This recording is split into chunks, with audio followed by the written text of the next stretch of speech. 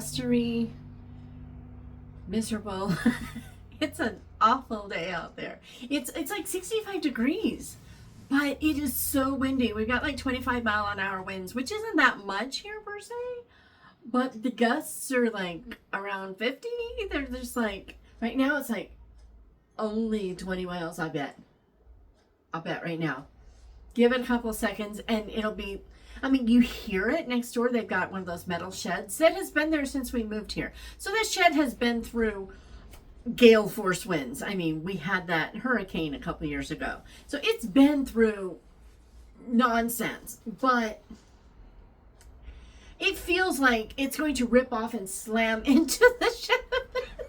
It really does. It's so bad. It's so bad. And my dogs are now standing at the door going, we want it out, but let me back in. So yeah, hold on. Let me make them happy before they start barking. Dogs. But anyway, local school teachers will tell you that they know when the wind is coming, the kindergarten teachers especially, because of the way it just totally unsettles the kids. And that's kind of how I felt. I woke up and I'm just like, ugh. And so I was actually planning on doing a few things, like talking about Googe. I'm like, if I talk about Googe right now, I'm going to hate everything she wrote, which is totally not true. And so I'm like, no. So then I started going through, okay, what else can I do instead? And I was like, you know what, this is dumb. I'm doing a book tag. So then I go through the gamut of book tags and finally kind of get their drink. Had their snack, trying to get their drink. Did take a nap, maybe? I don't know. It's like toddlers here. But so, I did. I spent quite a bit of time just going through and looking and like, what do I want? I don't know. And I decided to do a book tag. Found one that I didn't have to do massive research for, but I did find one that I actually want to do later because it looked really good, but it would require a lot of thought. And I was like, it was like this contradictions book love thing. And I thought, well, that sounds like fun, but I'm not sure that's where I want to go today. So I decided not to do that today. But I do think I want to do that one because that one was fun looking. So far, February, it has been a good month. I've read a couple, I don't know, I have 3 books down, 4... 1, 2, at least 3, maybe 4. Can't remember. But oh no, I did get 4. I did finish this one, guys. This was harrowing. So we were all worried about Precious Bane at the library because it's so old. You want to take very good care of it. You don't want to like destroy it. They wrote down that yes, it came in damaged condition so that I'm not in trouble for it if it comes back with something wrong, right? This book, I opened it. I'm not even opening it because I've been opening it as little as possible. Both the front and the back spine is like, it's like you open the book and it starts cracking. They're hanging on by a thread and you don't notice it until you look for it. When I felt like it felt kind of wobbly, so I went to look. I was like, oh my gravy. So I've got this like book that I'm terrified that I'm going to get in trouble for. There is no way that I did this because I hadn't had it open. But I was like, yikes, you really can't tell until you look. So, yeah, not happy about that. But, yeah, I finished that one. I'm reading How to Pray by C.S. Lewis. Really enjoying that. Reading Sense and Sensibility. Really enjoying that. Although, I have read this before. As a matter of fact, I think I read it last year. So it's not been that long. But I miss the fact that they had 10,000 pounds, these women. And that's where they're getting the interest. And I'm like, that's really nothing to sneeze at. So anyway, I'm in the middle of that finding out that money thing was kind of odd. I'm really doing a lot of ruminating and I just talked about it a lot and I'm going to cut that out because I'm like, this is not the point of this video, so let's skip that. I'm reading Precious Bane and it's really funny. I'm really enjoying the story, but at first I couldn't figure out what the story was. It was just like, it didn't seem to be going anywhere or doing anything. And then all of a sudden, I see what's happening and what's going, and I am actually enjoying it. I want to know if she wrote anything else, but that was kind of odd. I'm still enjoying Thoroughfare by Christopher Morley. I have discovered that I I want to read really fast and find out what happens because I'm really loving the story, but I'm also enjoying just kicking back, taking my time, enjoying the read because I don't want it to end. So it's kind of weird that way. I'm just saying. I read another chapter of Mere Christian Hermeneutics last night and really enjoying that. Got a few of those pre-orders in. So those might end up on the list. But first, I'm going to add Delphinium up here. I've already finished one of the unfinished books this year. I finished If Stars Waken. So let's do another one. Let's do this thing. So I'm going to put that up there for tonight. But yeah, so that's what I have been reading and how things have been going. I need to start putting some books away, but I need to do some cleaning tonight, I think that'll feel good. I can listen to a book, maybe the next Blood of Kings book, maybe. I don't know. Meanwhile, let's get into Love in Book Tag. Let me find out who did this thing. We'll find out who did this thing. According to, so I found it from Gem of Books, and she got it from last year, no, 2 years ago. This is 2025, Shatona. Get with it. But she got it from Bibbidi Bobbidi Books. Okay, that's cute. Bibbidi Bobbidi Books. I like that. Anyway, so it sounds to me like this gal's channel, Gem of Books, is not for me. She says if you'd like to check out, if you want to check out my alien smut vlog, that's here. So yeah, I don't think we read similar things, although I have to say I can see in the image behind her there is McFarlane's The Lost. It's the white one. I can't remember words. I think it is The Lost Words because The Lost Smells. The Lost Spells is the small one. So anyway, all right. So the prompts are: number 1, friendship love. Name a book that includes a loving friendship. Okay, I'm not going to let myself do Anne of Green Gables. That seems silly. So what other books have really good, loving friendships? You know what I'm going to do? I'm going to do something a little different, a little unexpected, I think. Loving friendship. Let's go with The Harvester. There is Granny somebody or another in there. And David Langston has this really cool relationship with Granny. Oh, I wish I could remember her last name. She's kind of motherly toward him. They have a really sweet and rich friendship. And he also has a really nice friendship with the doctor. They're very, very good friends. And it's just a different kind of friendship. But Granny is just a really sweet and wonderful friend to him. And I like the fact that it's kind of multi-generational. You know, it's not just friends his age, but here's this older woman who has lived a lot and who has been not just a motherly type, because she has, but also a good friend. I love that book. All right, number 2. Okay, this one is Sibling Love, a book that has a strong sibling relationship, and I'm actually gonna go with Thoroughfare, because in here we have Uncle Dan, who he's become an American citizen. He's been in America for a long time. He goes back to England. So he takes his sister B and then his nephew, whose parents are gone, and he brings them back to America. I'm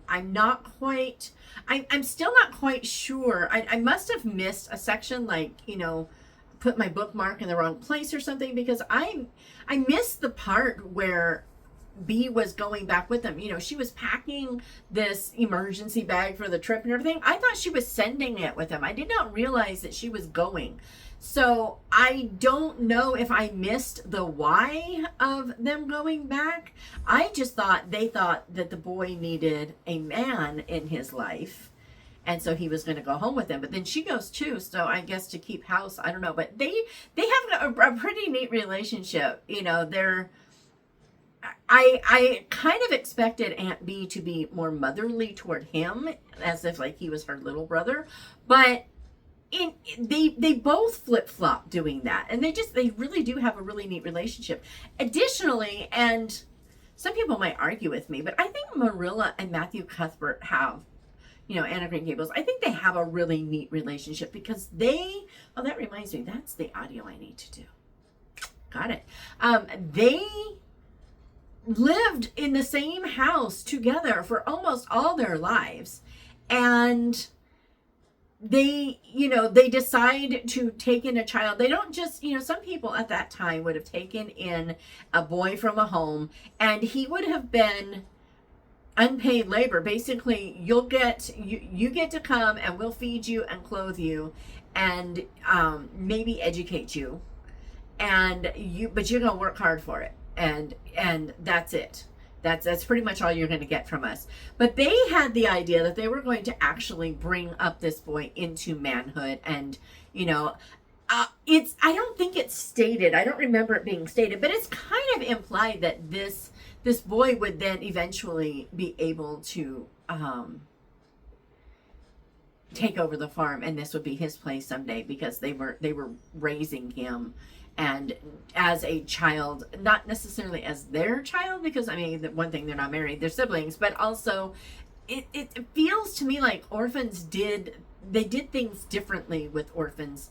There wasn't, I mean, come on, she sent away for an orphan, and an orphan appears. There's no paperwork. There's no legal binding anything going on. And it's kind of strange, but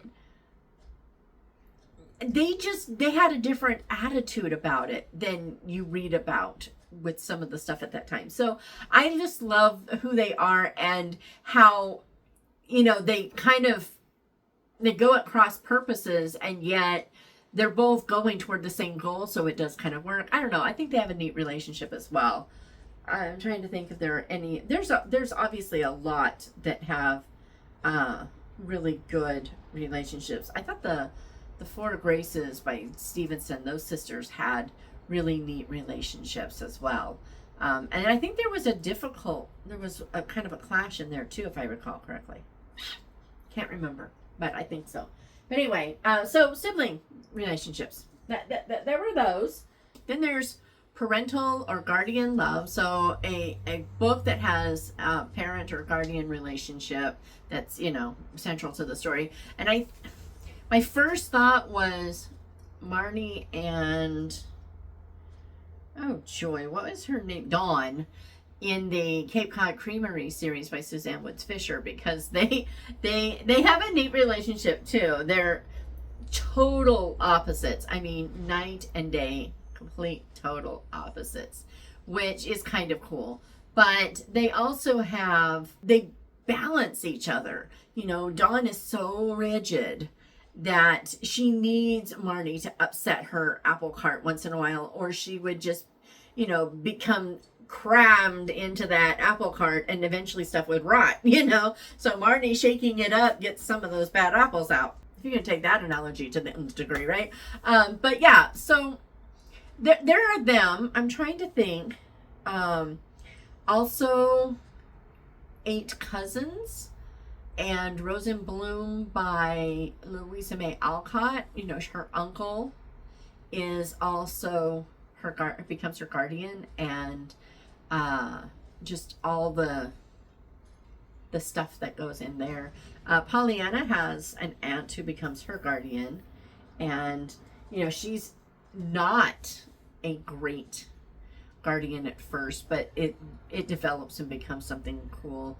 There are quite a few, even in Sense and Sensibility, those girls have a really strong relationship with their mother, and it's kind of sad to see how little of a relationship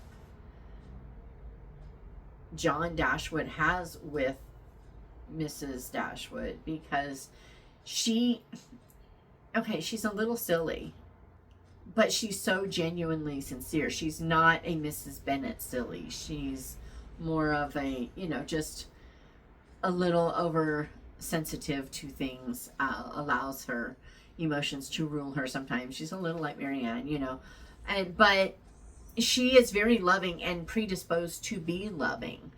And when she hears that her husband has gotten John to agree to take care of them, she is just, oh, I misunderstood him. And she's all in to love this man because he has shown her a reason that he's not averse to her, and then, he fails. So yeah, there are quite a few, and I know I'm not thinking of all the best ones. Catherine Wentworth by D.E. Stevenson. She is a really neat, both parent to her children and to her stepson, that she raises Simon after her husband dies. So they have this really wonderful relationship. Actually, to me, that's my answer. It's Catherine Wentworth, because I loved who she was and how she it related to and interacted with this boy, was a mother, and yet wasn't overbearing, even though she could have been, because she was an adult and he was not, but she knew how to relate to him, and I thought that was really cool. So yeah, let's go with that one. Okay, so a book that features a loyal pet or animal companion.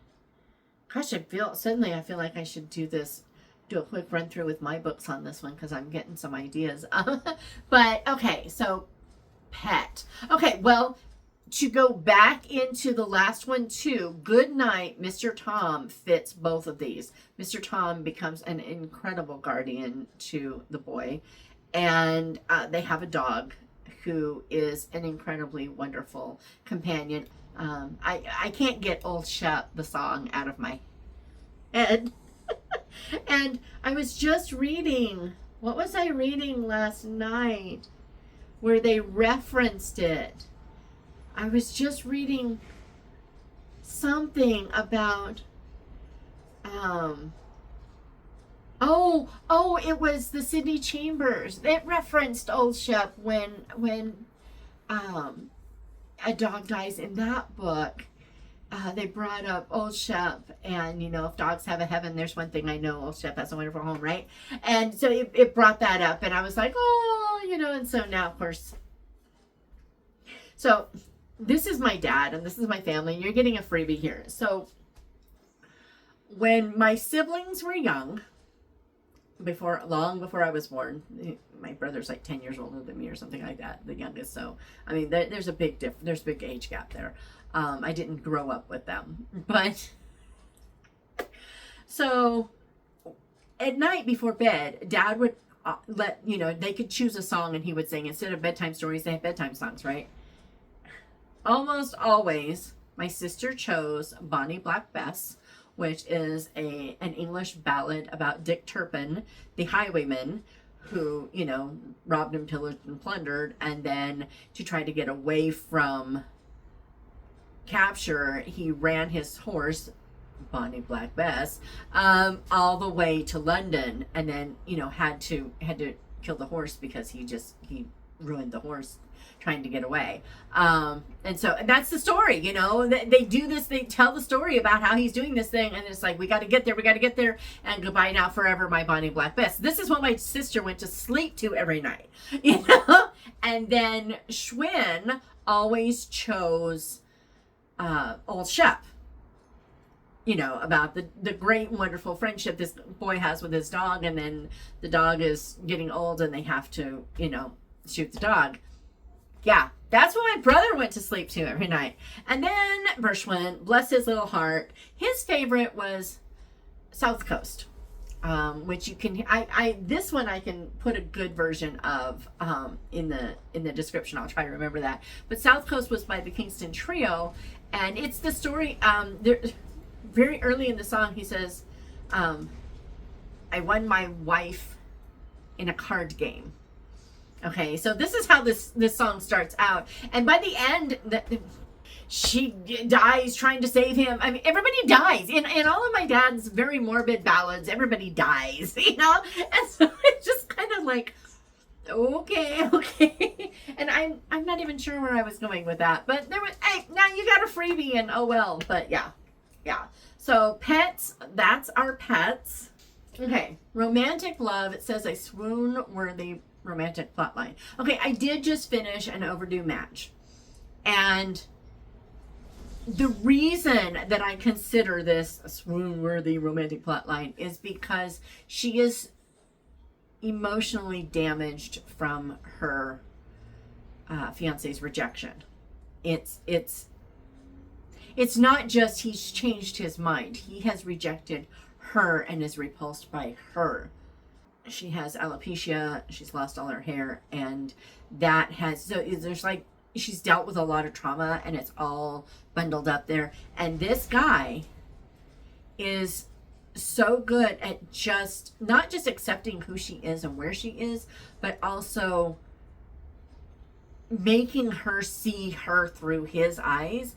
It's a romance plot that it feels like it should be over the top, but it isn't. And so there's that. But the thing that first came to mind, the very first thing that just went, yeah, was Pepper Basham's Jane by the Book. Titus is like my favorite male character ever. So Titus is an author. He's delightfully awkward, just delightfully awkward. He's an author, and he writes these mysteries, and the romance thread, if I recall correctly, the romance thread in them keeps not working. So he's determined to come up with, something really great. And he meets Jane, who is going to, it's not about the wedding, it's about the inn they're setting up, right? She's making sure the inn that they're setting up has all the good. I think so. But anyway, they meet on a train. He's staying at this inn, and it's just, she is just, again, someone emotionally damaged by rejection, but not in the same way, and not as deeply, but more as, it's not worth it to me to just deal with this. It's more like that, as opposed to truly, but he is so delightful. And she wrote, Pepper wrote the kissing in there because I'm known as the non-kissing queen. She's the kissing queen. I'm like the non-kiss, like the keep them away. Well, she wrote the kisses in there differently. It's very sideways, and I don't want to give it all away, but she did it for me, and I think that is so cool. So when you read that book and you see, I guess it's not really a spoiler, every time you see Pink Lady Apples, it's all about kissing, and yet it's, again, sideways, and so it's not awkward for me, and I love it. I love that she did that. That was just super cool. But it wasn't just cool because I don't have to read kisses, right? But it's also cool because it shows what a great writer she is, that she can give all the emotions and all the feels and all the things without having to talk body parts, including just lips. We don't have to have that. We can see all that emotion and everything without that. And I just thought it was really cool. But it's Titus, okay? I just love Titus. He is just ultimately the most awkward and delightful guy. If you got her Titus and my Linus together, things could get interesting. Because they're both super awkward. He's more charmingly awkward, and my Linus is just a very sweet guy who is clueless, bless his heart. All right, let's move along. Next up, Erotic Love. Name a book that doesn't fade to black. I don't know. The problem is I can think of half the title. No, I think I know the title. I got conned in by it. And then there was that one series that became that way. But I can't recommend them at all. Not even just like, there are sometimes that there are books that I'm like, it's not for me, I don't, but whatever. But I don't even want to put the titles out there, so we're just going to skip that one. It's like, if that's what you're looking for, maybe you go find her alien smut channel. I'm just saying, I don't know. I don't know. Okay.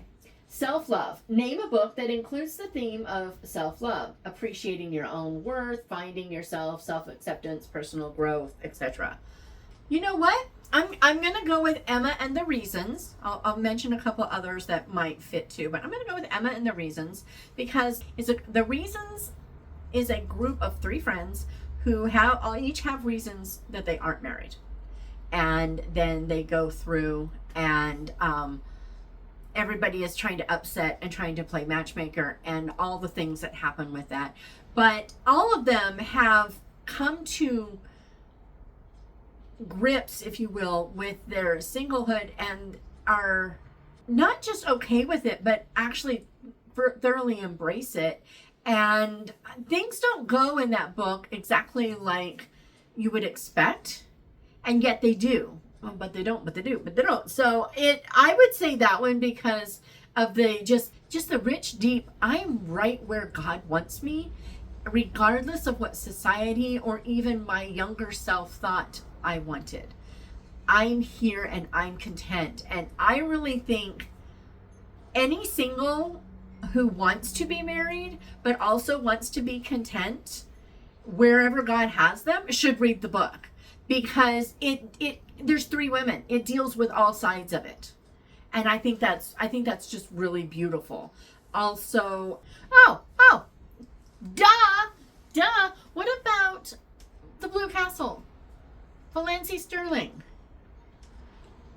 I'm just saying, she starts off and she has been Understood Betsy. There's another one where they've just been kind of, those are kind of a very similar story, but they've been just pushed into a mold of you are weak and there's nothing good about you. And there's that impetus that forces them to step out of themselves or drown, and the way that all of it, and it's different for each of them, one is forced by her own actions and one is forced by circumstance, and her own actions result in one thing and her circumstances result in another, but they both become very comfortable in their own skin. And I don't like the word self-love. It's not wrong, love your neighbor as yourself. So, it's not wrong, but we take it so wrong today that it makes my teeth itch. But I'm going with those. Those is what I was going with. And, okay, so finally it says share the love, share the tag with. Not going to do that. I always feel like, it's really funny because I don't mind being tagged, but I feel like it's kind of like, someone is tired and exhausted, but you're having a party and you're like, hey, come on over. You don't want to say it because they just need to go home and get some sleep, but you don't want to leave them out. So if you have a channel, please do it. You're tagged if you want to be tagged. It's kind of like we're playing a game of tag, and if you step in to the ring, then someone's going to tag you, and you've been tagged. If you don't step into the ring and you're just an observer, that's fine too. All observers, there's that comment section, and you can put your answers in there. I'm gonna see if I can zoom through this with my books as the answer, just to see if I can do it. I'm just like, wait. And I'm going to see if I can do it fast. Let's try this. Okay. Number 1, friendship. Book that includes a loving friendship. I'm going to go with, there's some really good loving friendships in Prairie. I'm going to go with Prairie. There are several different ones, and they're not all female, male. Sometimes they mix, and they're multi-generational. Lots of stuff like that. Highlands has the same thing. And those 2 are part of my Journey of Dreams series. They're kind of contemporary fantasy. You fall asleep here, you wake up in another place. You can't go back, but it's the place that you've always dreamed of, that you always thought you wanted to be. She's always been obsessed with Jessa. She's always been obsessed with Little House on the Prairie and seeing it. And she and her mother would talk about it. They just loved it. And then she wakes up on the prairie where she's always dreamed it. God gave her the desires of her heart, but she's in this place. And she, once she figures out she can't go back, she's here for good, and yet she's got some lessons to learn, and things in this utopia aren't totally utopic. Is that a word? Utopic? There's a lot of good, but there's still sinners there, and so things still go wrong. And the same in Highlands. He's always been refreshed and reinvigorated by the mountains, and then he ends up in the mountains, and it's like we got a jet going over. Yeah, there he goes. Two of them. Not used to seeing them flying like that in winds like this. Okay. So anyway, friendship. Let's go with that. 2, sibling love. Books that have strong sibling relationships. Argosy Junction definitely does. It is a family who was part of a church that became a cult. Didn't start off as one. It started off with biblical intentions. They just wanted to live scripture the way that they saw scripture, and everybody just did their own thing. But then they sort of started, if Joe Blow saw this in scripture and this is the method that he used to apply that scripture, then kind of everybody else has to. And it went south, and it drove this whole family away from the Lord. And then, so it's the Argosy family, and they do have really neat relationships. And so there's definitely that one. Aggie's Inheritance, those siblings all have some pretty neat relationships, but they are all children. So there's that. I'm going to stick with those because I'm trying not to spend forever with lots of, we're just going to stop there. Parents or guardians. Well, obviously Aggie again, because Aggie becomes their guardian. So there's that. But I'm going to go with Past Forward. And in Past Forward, Willow Finley grows up on a farm 5 miles outside the city. And she and her mother are it. And she pretty much doesn't leave the farm. Once in a long while, she has to. When she was little, she left more. But she and her mother live there alone. It's just them. And she has almost zero contact with the outside world until the day her mother dies. And she's an adult at that point. But they have a really neat relationship. And I really love that relationship that they have. But, even at the end of the series, when her entire life is very different from how her mother lived their life, she still is thinking about, well, what would mother do? And it's, yeah, I would say that's definitely one. Do I have a guardian? I kind of do. So in my Winwood, I've got to get the new covers up.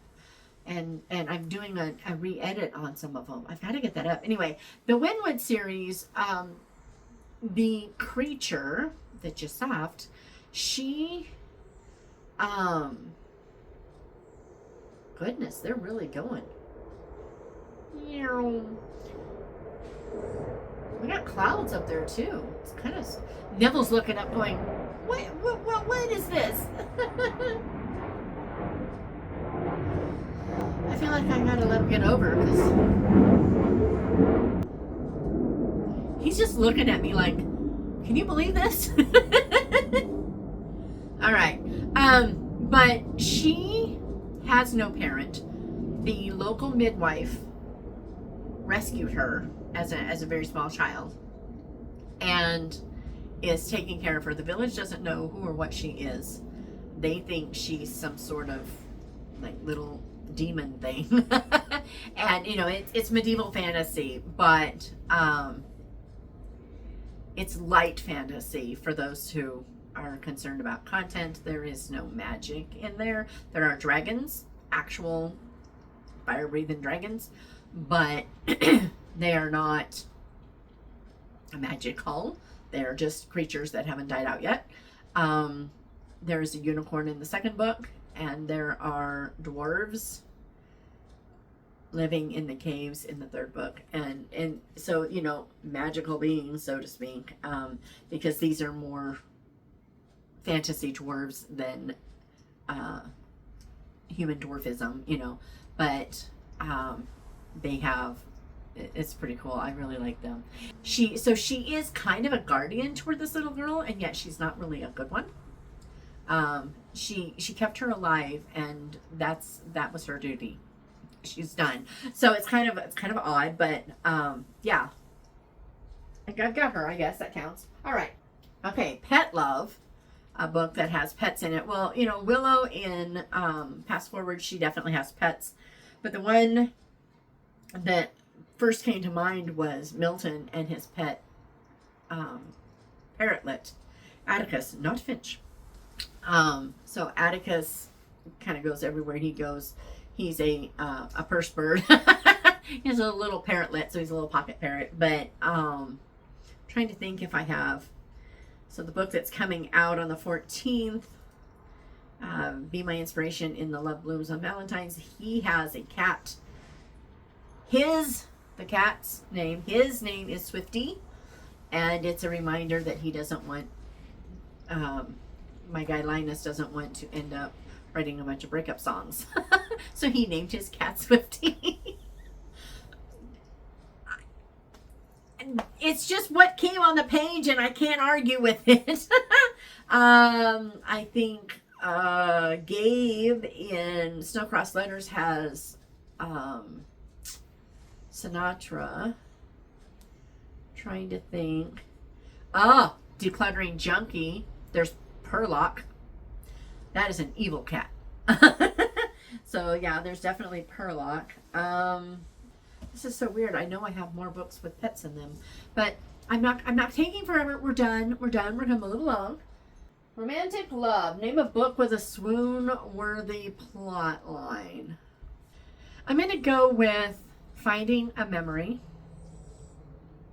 because being in love with someone for 40 years and it never dying and being thrilled to death to have a second chance, that says something to me. So I'm going to go with that one.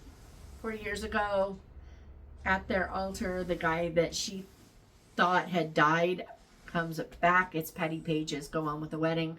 And she's got to decide, do I marry the first guy I said yes to or the second? And it's not really a spoiler. You know from the beginning she chooses the first guy because she thinks she should. And the second guy spends 40 years living a good and wonderful life, but still loving her. And then, you know, it's definitely a mature age romance because, yeah, they're definitely much further in life after that. But I'm gonna go with that one. Also in Matchmakers of Holly Circle, you've got the little old man who, Mason, he's so cute. He basically bets them that he can beat them at poker, and if he loses, he'll listen to Jesus talk for an hour, and if they lose, they have to go on a date. Well, his story in that story, yeah, he has a really sweet story. And then of course I really like Heath from Random Acts of Shyness, because he got me when it just came out. I'm just typing away, and he just says she had freckles, and that was it. I was like, okay, I like this guy. I don't know why that just was like, it just got me, but it did. So I'm going to go with those. Although some might say, I think readers, based upon what readers have said, they would say Luke and Aggie in the Aggie's Inheritance series. So there's that. All right. Erotic Love, Zippo None Nada. It ain't there. I remember I'm the one that wrote the kiss that half the readers missed because I was that discreet. So I'm just saying, we'll skip that one. Self-Love. Name a book that includes the theme of self-love, appreciating your own worth, coming of age, coming into yourself. Again, I would kind of say Highlands. In that one, he has to really